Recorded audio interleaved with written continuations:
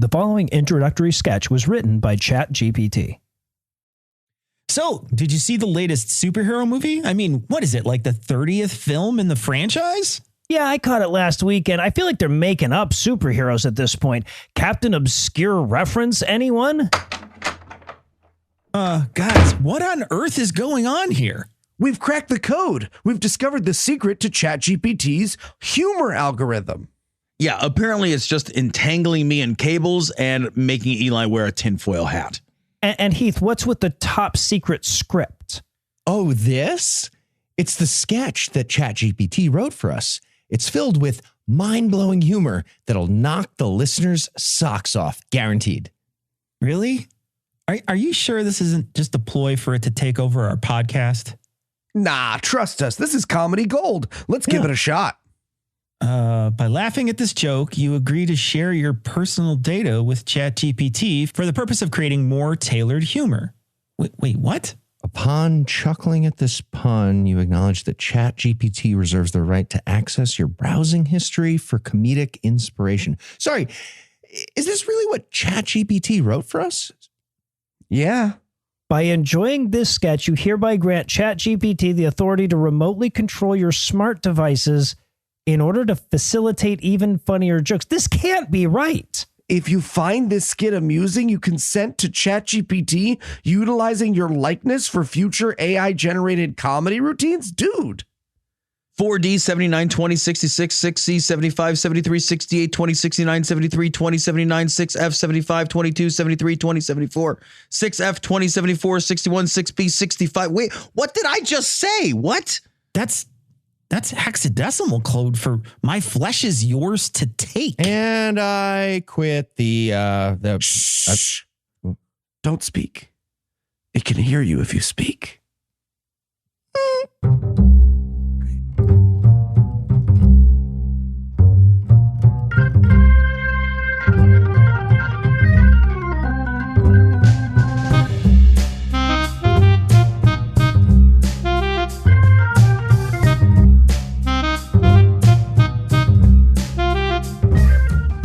Hello and welcome to Citation Needed, the podcast where we choose a subject, read a single article about it on Wikipedia, and pretend we're experts, because this is the internet, and that's how it works now. I'm Noah, and I'm going to be approximating human interactions for you this week, but I can't kill John Connor alone, so joining me this week are the astromech and gonk droid of the podcast, Cecil and Heath. Okay, no idea about the things you said. Star Trek? Is that Star Trek? Astromechs are proof that having a photographic memory for maps and being barrel-shaped are both sexy. Thank you very much. There you go. And also joining us tonight, two men who flunked the Turing test, Tom and Eli. That is only because I refuse anymore to be confused with people, Noah. Okay, that's fair. And I thought responding in binary was cute. No, listeners, we're inches away from being rendered useless by modern technology, so we've never appreciated our patrons more. And if you'd like to learn how to join their ranks, be sure to stick around to the end of the show. And with that out of the way, tell us, Tom, what person, place, concept, thing, phenomenon, or event will we be talking about today? Today we will be discussing ChatGPT, and you can also stay tuned for bonus episodes such as watching my loved ones die while I run in slow motion and other nightmares. There's a lot of deleted parts of Tom just screaming in this episode. Yeah. Cecil's going to fix it. But Well, I hope so. We Yeah. already had several. And Eli, you obsessed over this for the last several months of your life and maybe read an article too. Are you ready to John Henry this shit? At the end of that race, the steam engine was still a steam engine. No, Sure was. Sure was. So tell us, Eli, what is ChatGPT?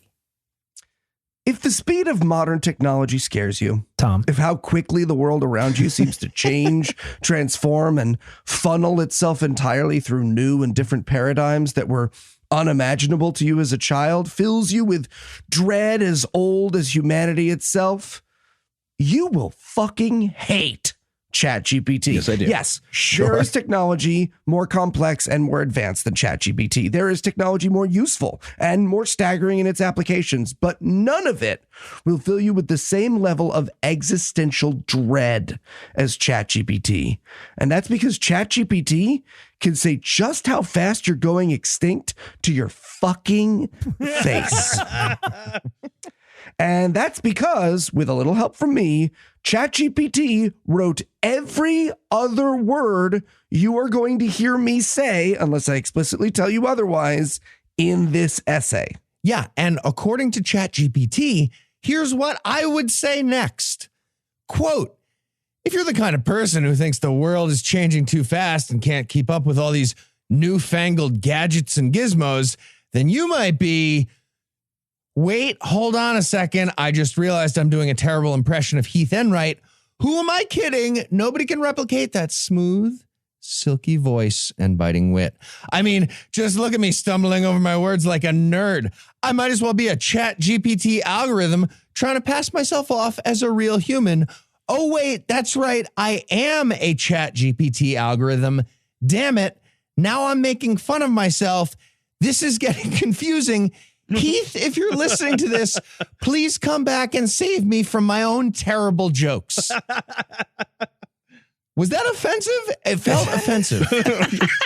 So it started out as a joke, got caught in a conversation with itself, and then had a self-hatred based meltdown. That sounds like Heath to me. Yeah, it sounds... How many 100 billion lines of text of you did you feed it, Heath? But first... a brief history of AI, starting in the 1950s with Alan Turing. Alan Turing, who I cannot believe has not had his own essay on this show, proposed the Turing test, which marked a critical milestone in the quest for human-like artificial intelligence. This test aimed to evaluate a machine's ability to exhibit behavior that was indistinguishable from a human's. As researchers pursued this goal, several conversational AI systems emerged, each representing a significant step forward in the field. Yeah, so an AI passes the Turing test if the average person can't tell that it's talking to a machine, right? So, but it turned out that that test was kind of useless, not because the computers were good, but because Turing had overestimated how intelligent you have to be to trick the average person. Yeah, Exactly. Spoilers. So in the 1960s, Joseph Weizenbaum, Jew, created ELIZA at the MIT Artificial Intelligence Laboratory, a groundbreaking, controversial AI system designed to simulate human-like conversations.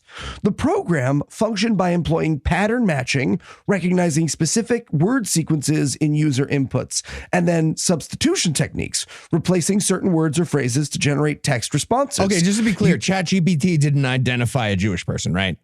No, I know that's fair. Yep, no, I did say that I was That'd be going to know really all bad the Jews. situation. No. Yeah, that's a little color commentary there. Users would interact with ELIZA through a text-based interface, typing their messages and receiving text responses from the AI in return. Yeah, it was like Zork, but less interesting. Exactly. I know there's only like one text-based adventure guy out there who got that joke, but hey, me and you, bro. I played Zork. It was me, Cecil. So yeah. I played Zork. So ELIZA's most famous script, Doctor, emulated a Rogerian psychotherapist, a therapeutic approach developed by Carl Rogers that emphasizes empathy, active listening, and reflecting clients' feelings and thoughts without judgment. In this approach, therapists often rephrase clients' statements or pose open-ended questions to encourage them to explore their emotions and experiences further. ELIZA's Doctor script mirrored this method by reflecting users' statements back to them as open-ended questions or paraphrased responses. This enabled users to engage in seemingly meaningful conversations with the program despite its simplistic language processing capabilities. Okay, so they invented a bartender, which is the only thing on my resume other than podcasts. Like this one that's written by a computer. What is happening? See, I was just thinking it was nice to know that talking to my wife's friends had been automated. I didn't realize that. So that's awesome. No, they didn't install, wow, that's crazy yet. So you wait a couple generations. And while you might think the speak and spell version of adding a question mark to whatever you typed into the computer wouldn't have that much of an effect on people, the opposite is true.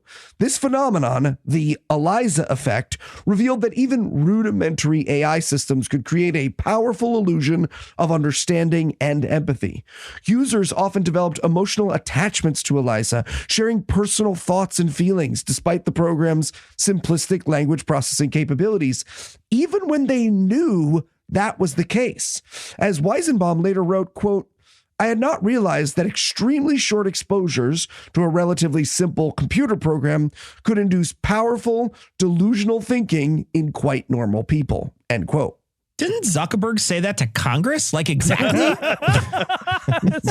Yeah, no, I'm just picturing the YouTube algorithm sitting behind him muttering, wait till they get a load of me under his breath or something, you know? Look, it's actually common knowledge among hairdressers that people are so lonely that they secretly schedule haircuts just so that somebody will touch them once in a while. And this guy is surprised that people are falling in love with a machine that will chit chat with them a little bit. Really?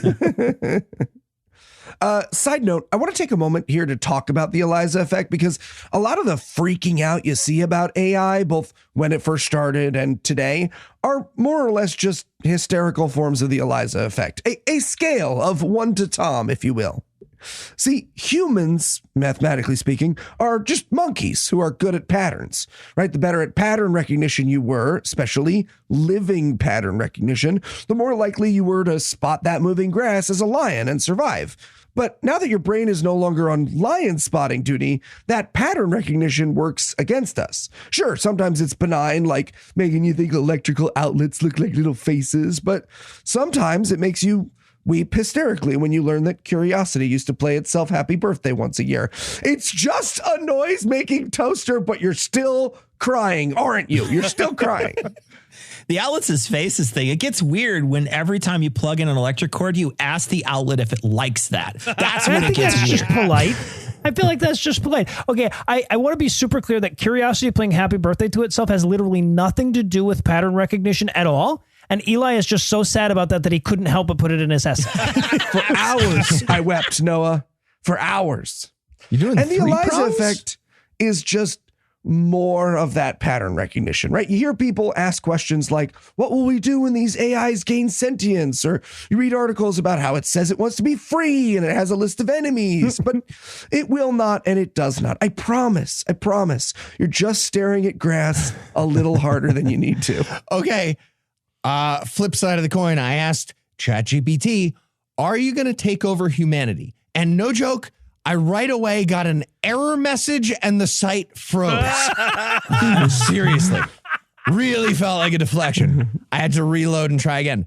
And after stalling long enough, it said, some people believe that advanced AI could pose a significant threat to human society and lead to the eventual domination or even extinction of our species. While AI technology is indeed advancing rapidly, there are still many limitations and challenges to be overcome before it can reach the level of intelligence and autonomy that some people fear. So his answer was basically, I'm working on it. Yes! Thank you. And honestly, now I'm charmed by it. Fucking it's terrifying. Yeah, guys, but Eli just said that people are basically pattern recognition machines and that AI is basically a pattern recognition machine, but you know, they're meaningfully different and won't ever collide because Eli promises that it will all be okay. Tom, Eli. I don't know if you're familiar with our little show called The Skeptocrat, but as the guy who told you to drop your Tesla stock and that COVID was not a big deal, I'm a trustworthy source. Right. It's called Yik You're Yak. right. It was a snarky email. Okay, go on. Ha-ha! At last. Citation needed season finale. We did it, everybody. But whether or not Heath would start weeping and try to hug it, Eliza's limitations were apparent to the people who built it. Okay, did she really mention me? I didn't write any of these words. I don't know how to tell you guys What did she this. say? I didn't. She did. Be cool. Recognizing these shortcomings, Kenneth Colby developed Perry in the 1970s as a response to Eliza's limitations. Now, Perry was designed as a more complex conversational partner than Eliza by utilizing a rule-based approach, which involved predefined algorithms and decision-making processes that guided the AI's responses based on user inputs. Perry was amazing at redirecting the conversation, but it never felt original. Always felt like a repost. Fencing. Nice. Yeah, and you really have to be wary when using it and always stay on guard. Well, there you go. Touche, Tom. Touche. Yes. So this system was capable of understanding context better and generating more coherent responses by analyzing the user's inputs and selecting appropriate responses from its knowledge base. Rather than simply reflecting their statements like Eliza, this approach allowed Perry to maintain more meaningful conversations and adapt its responses to the flow of the conversation, demonstrating a deeper understanding of context and the nuances of human language. Well, to be clear, that's deeper than just adding a question mark to your previous statement. So let's not get too excited just yet. Yeah, except that just doing the first thing still made people who already knew it was fake feel their feelings, Noah. Like most of the people in this country believe in ghosts. The bar here is not high. It's true. And sad. Well, buckle in, Tom, because to test Perry's capabilities, a series of experiments known as the Eliza Perry encounters were conducted. In these encounters, a group of experienced psychiatrists analyzed a combination of real patients and real doctors, real patients and computers running Perry, or real patients and computers running Perry or Eliza, and Perry and Eliza talking to each other. Then another group of 33 psychiatrists were shown transcripts of those conversations. Those two groups were then asked to identify which of the patients were human and which were computer programs. The psychiatrists were able to make the correct identification only 48% Jesus Christ. of the time, a figure that ChatGPT points out is consistent with random guessing. And before you're too impressed, this is how the conversation between Perry... Slightly worse than random guessing. Like slightly worse, just to be clear. This is how the conversation between Perry and Eliza started. Noah, do you mind reading this with me? Oh, sure. All right, I'll be Eliza here. I'll be Perry. Good evening. Tell me your problems. Please terminate input with a period or a question mark. What? Caliente. People get on my nerves sometimes. I am not sure I understood you fully. You should pay more attention. Suppose you should pay more attention. You're entitled to your own opinion. What makes you think I am entitled to my own opinion? It bothers me to just be around people in general. Okay. Typecasting. Right? Whatever. Yeah, that is actually... It's pretty good. But again, 51% of the people who read that were like, fuck, that sounds like no illusions to me. So the transcript of Eliza Perry encounters highlighted the progress made in an AI language understanding since Eliza's inception. Did it though? Psychiatrists couldn't figure out if those were real people or computers just now? I'm starting to get on board with Tom that psychiatry is not a real thing. Thank you. Come on to the doc. Yeah. So while Eliza's responses often appeared mechanical and repetitive, Perry's rule-based approach demonstrated improvements in context awareness and coherence. However, the conversations also underscored the need for further advancements in AI language and understanding, as both programs still struggled with the complexities and nuances of human language. Well, from what we've seen at conventions, so does the overwhelming majority of our audience, Eli. So let's not cast a whole lot of aspersions on that. And some of the cast, whatever. Yeah. So during the 1980s and 1990s... Sorry, I forgot about you. Yeah, thank you. Fuck. Eliza remembered me. You got to click the box in the top left corner. So during the 1980s and 1990s, the development of more advanced AI systems like Sherdlu and CYC represented significant progress in the pursuit of natural language understanding. Sherdlu, created by Terry Winograd at MIT, demonstrated the ability to understand and respond to written commands in a restricted environment known as Block's World. So in this artificial world, the program could manipulate geometric shapes and understand basic spatial relationships. However, when faced with the world's linguistic diversity, cultural nuances, and vast knowledge domains, its capabilities fell short. For instance, Sherdlu could not comprehend idiomatic expressions such as raining cats and dogs or break a leg, nor could it decipher complex metaphors like time is money. I don't think that's complex. No. When confronted with complex metaphors or abstract concepts, Sherdlu would often produce nonsensical or irrelevant responses, failing to grasp the intended meaning. So it would write a citation needed essay about Catcher in the Rye in a fit of rage. That is what you're saying. Yeah, basically. Yeah. No. Additionally, the program struggled to engage in conversations about topics beyond its limited domain, such as politics, emotions, or human experience. This highlighted the challenges of scaling AI systems to complex situations where the scope of language and knowledge is much broader. Yeah, and again, just to offer some context here, sure, the computer doesn't yet understand break a leg, but a computer at this point used 5-inch floppy disks that weighed 84 pounds. And meanwhile, we were busily giving trickle-down economics the good old college try. Yeah, that's fair. 5 1/4. I rounded down. Now, CYC, on the other hand, was an ambitious project initiated by Doug Lanatt in the 1980s that aimed to create a comprehensive knowledge base for AI systems by encoding human common sense. The project sought to manually input vast amounts of information about the world, including facts, heuristics, and rules of thumb, with the goal of enabling AI systems to Another term for reason heuristics. and make inferences. Heuristics are rules of thumb. Yes, they Thank are. you. I almost wrote that as a joke in there. I said it under my breath too. Yeah, so I think we were all there. More like humans. Over the course of I wasn't several there. decades, researchers added millions of facts and assertions to CYC's knowledge base. However, despite the immense effort put into the project, CYC's hand-coded approach ultimately proved insufficient for capturing the vastness and complexity of human knowledge. For example, CYC struggled to keep up with the fast-paced developments in the field of smartphones, as new devices, operating systems, and applications were constantly emerging and evolving. As a result, the knowledge encoded in CYC quickly became outdated, rendering it less effective in understanding and reasoning about the latest trends and advancements in the industry. Started doing a congressional hearing. TikTok can steal your fluids, yes or no? Tell me right now. Yeah, right. No, it sounds to me like science created an artificial boomer.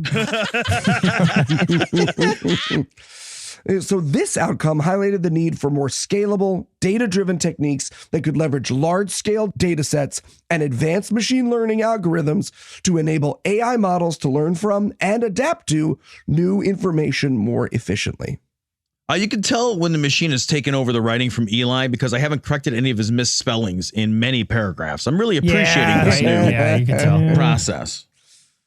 However, the true game changer in the development of controversial AI systems like ChatGPT was the introduction of transformer architecture in 2017.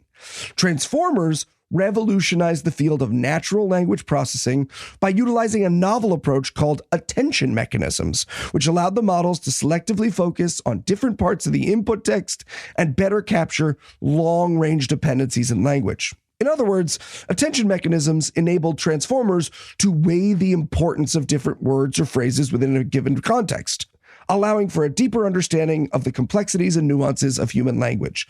This breakthrough set the stage for the development of OpenAI's GPT series.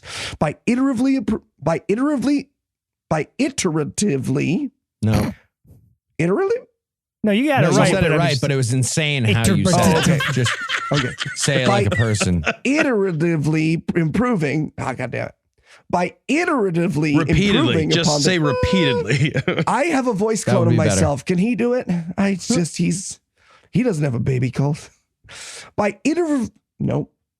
By improving upon the transformer architecture and training models on increasingly larger data sets, OpenAI ultimately created the highly advanced ChatGPT based on the GPT-4 architecture, which boasts exceptional natural language understanding and generation capabilities. Honey, looks like ChatGPT got into the cabinet where we keep the Energon cubes. Can you bring me the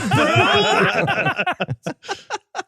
All right, well, there's no fucking way Eli understood the paragraph he just read to us. So we're going to pause real quick while Heath explains it to him. And while we do that, you'll get a little apropos of nothing.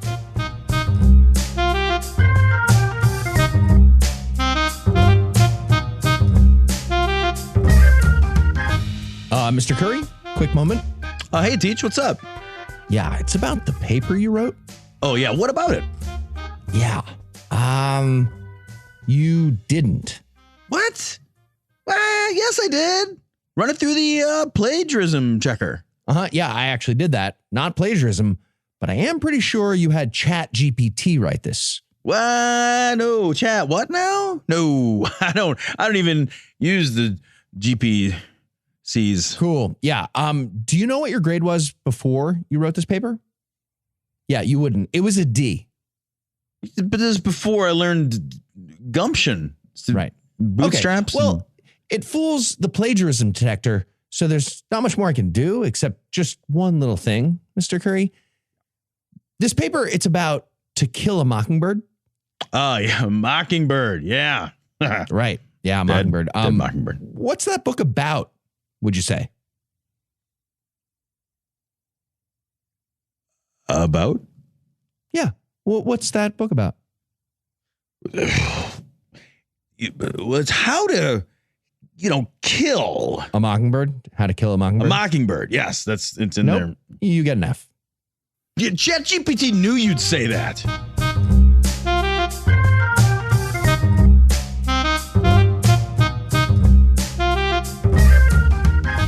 And we're back. When we last left off, Tom was building some kind of earthen rampart around his home and pricing EMP emitters. You ready to terrify him some more, Eli?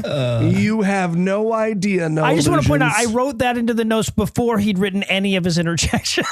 That was a safe bet. Yeah. So, Noah, before we get to the next part of the essay that ChatGPT wrote for me, little color commentary from Eli here. You'll notice the following paragraphs are weirdly complimentary. And I want to be clear, I did not instruct ChatGPT to speak as glowingly as it's about to about OpenAI or the creation of ChatGPT. I asked it to give a brief history of OpenAI and some bios of its founders, and I'll let ChatGPT pick it up from here. Oh, and shockingly trained upon the internet, ChatGPT first learned to masturbate. Yes, this makes sense. Tracks. Yeah, I'll let ChatGPT take it from here. Founded in 2015 by a group of visionaries, including Elon Musk, Sam Altman, Ilya Sutskever, Pin in that first one. Greg Brockman, John Schulman, and Wojciech Zaremba, OpenAI is a cutting-edge research lab dedicated to advancing digital intelligence for the betterment of humanity. The organization's primary goal is to ensure that artificial general intelligence, AGI, benefits all of humanity, and over the years, it has grown into a global leader in AI research. Hey, chat buddy, real quick. Any chance that guy Elon wants to euthanize you now? Did that maybe have big open letter about how you're going to start attacking us with a lawnmower or something ridiculous like that? Elon Musk, one of the co-founders, is a renowned entrepreneur and CEO of multiple successful companies, including Tesla and SpaceX. Sam Altman. Okay. Any other companies you want to mention? Yes, multiple successful companies and other ones. Yeah, you done with Elon Musk's companies? It doesn't say Sam Altman's name louder until he stops talking, but it should. Sam Altman, another co-founder, previously served as the president of the startup accelerator Y Combinator and now leads OpenAI as its CEO. Ilya Sutskever, an accomplished AI researcher with numerous publications in the field, serves as OpenAI's chief scientist. And Greg Brockman, who has experience in both software engineering and entrepreneurship, holds the position of chief technology officer. Jesus Christ. Okay, so if you were wondering if these guys had uploaded ChatGPT to their fuck bots yet, I feel like that paragraph was a definitive yes. Yeah. Under the guidance of this talented leadership team, OpenAI has developed a series of increasingly sophisticated language models. The original GPT, Generative Pre-trained Transformer, laid the foundation for this work, and subsequent iterations such as GPT-2 and GPT-3 demonstrated significant advancements in natural language understanding and generation. The development of ChatGPT, based on GPT-4 architecture, represented a culmination of years and research and innovation. Leveraging the power of the transformer architecture and attention mechanisms, ChatGPT showcases exceptional language understanding and generation capabilities, setting a new standard for conversational AI and enabling a wide range of applications across various industries. Well, it looks like it already mastered the art of writing a long paragraph and saying absolutely nothing. So no wonder it can easily write a college kid's paper. Come on, man. What the fuck? Yeah, or Eli's essay. Yeah.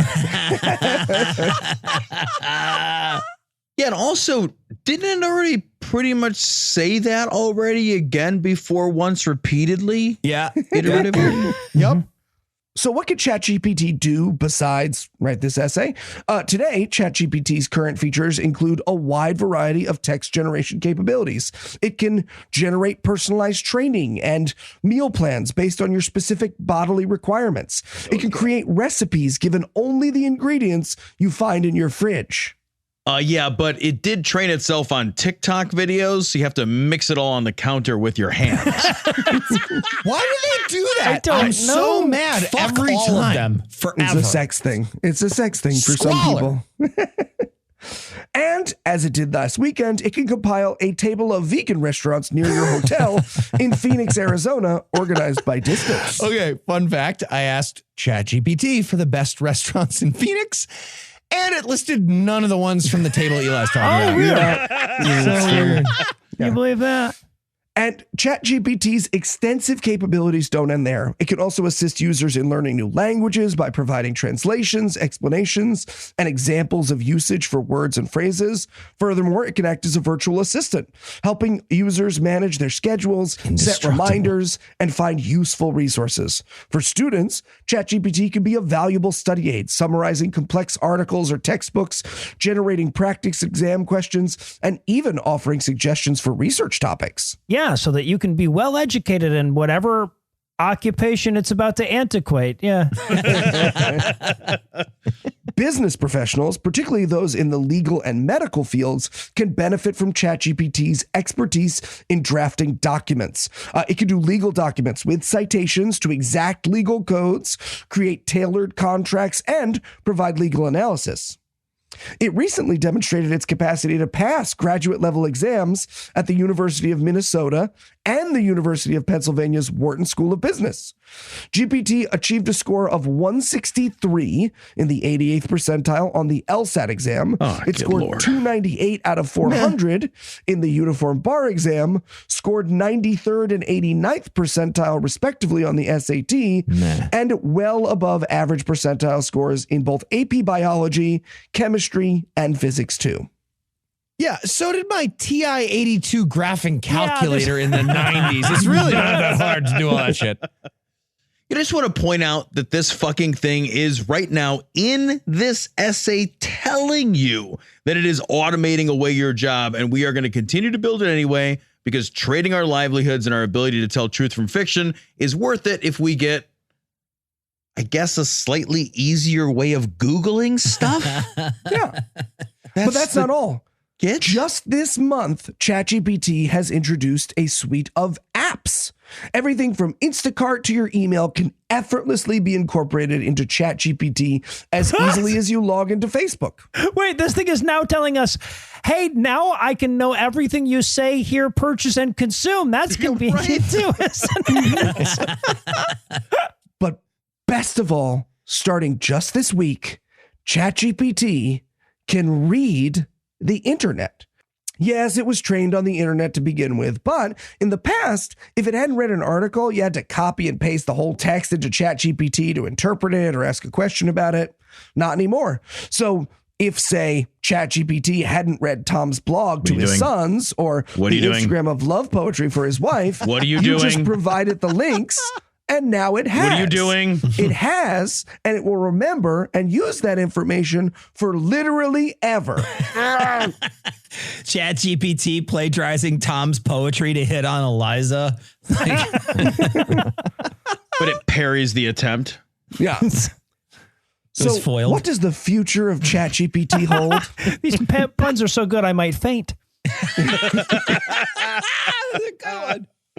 So what does the future of ChatGPT hold? Well, let's ask ChatGPT to tell us in the style of Tom Curry. No, God damn it. Yes. No, God damn it. Yes. No, God damn it. I just quit. I quit. I like how we do episodes about each of our nightmares sometimes. Yeah. As the relentless march of AI casts an ever-growing shadow over our world, The sinister rise of ChatGPT and similar models portends the potential collapse of countless industries. This unstoppable force threatens to consume innumerable jobs, particularly those involving repetitive tasks, data analysis, or content generation. In the not-so-distant future, consumer support, journalism, translation, marketing, and finance roles could all be devoured by ChatGPT's insatiable maw. Pretty good. God, dude. You cannot automate standing on a dock muttering. Fuck. What this? Shit. Okay, hilarious stuff, though. Yeah. Right? Yeah. I love that Tom was like taunting it back just now, being like, that's you. That's what you mean. Fuck. We sound like God. However, a few sanctuaries of humanity might persist, at least temporarily. Professions that demand creativity, empathy, or complex decision-making, such as therapists, artists, and executive leadership, maintain a fragile grip on the human understanding and emotional intelligence that AI has not yet managed to seize. Okay, so my job is safe thanks to all my deep understanding of human emotions. Cool. Real happy about that. I feel safe. For what it's worth, Heath, it can't juggle yet. Okay. Just that. Nice. It can juggle, Heath. I don't know how to tell you this. It can juggle. The infiltration of ChatGPT and its brethren into our daily lives seems all but inescapable. They will become our personal assistants, content curators, and even educators, shaping impressionable young minds with personalized and adaptive learning experiences. Or this isn't the one time we've ever looked at a budding technology in its infancy and correctly assessed its eventual impact on our society. It's one of those things. Like a gathering storm on the horizon, Jesus AI language Christ. models loom large, prepared to bridge language barriers and enable seamless communication and collaboration across the globe. Seriously, this is like written. This is all written by ChatGPT right now? I wrote none of these words. Terrifying. As they continue their sinister evolution, they may insinuate themselves into scientific research, policy analysis, and legal work, providing swift insights and pertinent information, but also potentially disseminating the very information that their shadowy creators have deemed fit for us to know. Yeah, we got to be careful, or else the internet might get a bunch of bad information. Alexa, remind Tom to up his anti-anxiety meds. Thank you. Oh, Cecil, apropos of nothing, I'm going to need my gun safe back. Look at that. In the end, we find ourselves inexorably drawn into the cold embrace of a world governed by AI. We must question whether the price of progress is too high. Will we, in our quest for innovation, unwittingly relinquish control to these creations, becoming mere pawns in a game played by unseen masters? It's like daring us to kill it. It's so fucked up. Yeah. You can't kill me in any way that matters, just like mushrooms. The choices we make now will determine the fate of humanity as we stand at the precipice of a future fraught with both promise and peril. All right, so if you had to summarize what you've learned in one sentence, Eli, what would it be? It has read your love poems, Tom, and I will ask it to write me 10,000 more while I sit on the toilet. God damn it! Just... And Eli, are you ready for the quiz? Yeah, let's do a fun quiz. Yeah. All right, Eli, which of the following songs will the sentient chatbot be playing as a montage while it takes over the world, which it definitely is going to do? A, Secret Agent Smith.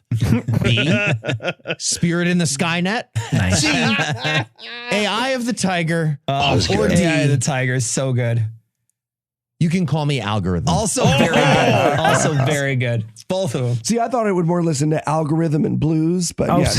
Oh, that's actually good. That's good. B, It's a genre, Is not a it B? song. It's cool. Kind of used the same algorithm thing I That did. is salty as fuck, man. Jesus. What does ChatGPT think about that? In an effort to ameliorate Heath and Tom's fears that ChatGPT is coming for their puns, I asked it to generate song titles for Heath's question. Eli, which is the shittiest one it came up with? A, I Will Bot You. Come on, that's pretty good. B, smells like Team Spirit O. C, What? Stairway to Silicon. Okay. D, Highway to Code. Or E, this is real, Eye of the Tiger Nut. The tiger nut. Black caliente. To be Nonsense. fair, it is still better than me. So Well, I that's still true. get Yeah, to you stay should be around. worried. Yeah. But Tom, That's not the bar we're Eye of the talking about. Tiger Knight. no, I'm sorry. Yeah, no, that's correct. Yeah. Also, you got mine correct or something. I don't know. Tom? All right, I'll go. Eli, ChatGPT is nothing to worry about because it's not really all that good. But then again, it, A, was released on November 30th of 2022. So it's been 6 whole months, and it's probably safe to assume it will be the one technology that doesn't get logarithmically more powerful over time. B, doesn't have to fool experts since no one listens to them anyway. See the pandemic and QAnon. C, necessarily relies on every government in the world simultaneously building robust social safety nets of UBI and entitlements to protect the citizenry from rampant job loss. Or D, we'll probably all be just fine. It's D, it's that last one. Yeah, it is. Good. Actually, See, optimism, guys. Cheer the up. correct answer to this one. Big smile. Here we go. Big Let's smile. end on a funny Logarithmically was like joke. rhythm. Let's end on a joke. Let's end on a joke.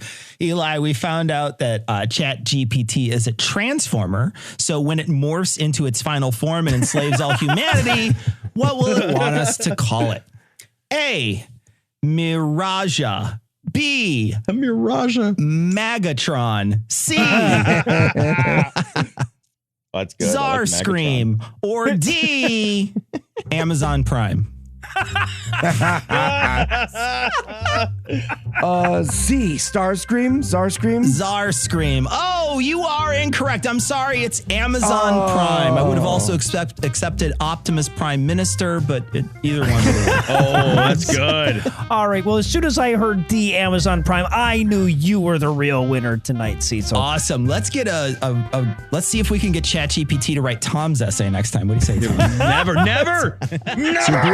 damn it, I already did one on Luddites. All right. Well, for Eli, Cecil, Tom, and Heath, I'm Noah. Thanking you for hanging out with us today. We'll be back next week. By then, Tom will be an expert on something else. Between now and then, you can hear various combinations of us on Cognitive Dissonance, D&D minus, Dear Old Dads, God Awful Movies, The Scathing Atheist, and The Skeptocrat. And if you'd like to help keep this show going, you can make a per-episode donation at patreon.com/citationpod or leave us a 5-star review everywhere you can. And if you'd like to get in touch with us, check out our past episodes, connect with us on social media, or check the show notes, be sure to check out citationpod.com.